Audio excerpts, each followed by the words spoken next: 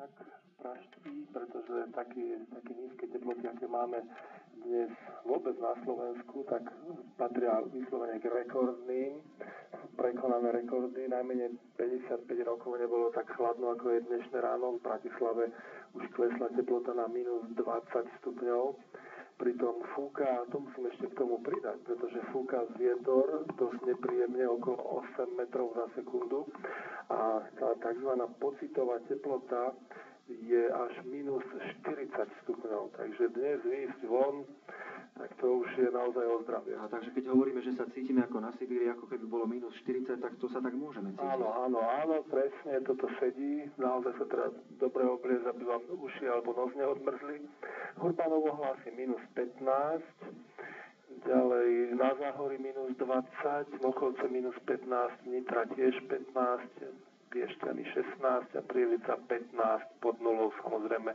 Všade väčšinou jasno, takže cez deň sa nič nebude meniť. Stále v tomto studenom, arktickom a suchom vzduchu sa k nám rozširuje tlaková výš, takže jej vplyvom dnes bude krásne slnečno, ale veľmi mrazivo samozrejme. Teplota nestihne sa ani priblížiť k nule, nie ešte nad nulu, takže dnešné teploty predpokladám, že budú len v intervale asi tak minus 6 až minus 10 stupňov, čiže naozaj veľmi chladno zostane. Aj vietor ešte stále bude fúkať, mierny až čerstvý, to znamená, že tá pocitová teplota bude stále naozaj veľmi nízka. No a takto vlastne môžeme povedať, že nám práve vrcholí tohtoročná zima. A aké bude počasie v nasledujúcich dňoch? Táto zima bude pokračovať, alebo sa môžeme tešiť, že sa aj hádam oteplí? Zostane jasno, stále budeme v oblasti tlakovej výše.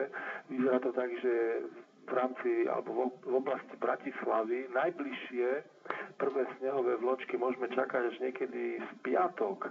Takže dlho stále sucho, stále jasno, stále mrazivo, ale predsa len by som videl jednotlivé také rozdiely medzi dňami v tomto týždni, pretože atmosféra chvíľu bude extrémne studená, potom bude v nej trošku teplejšie, ak to tak môžem nazvať, tento vzduch.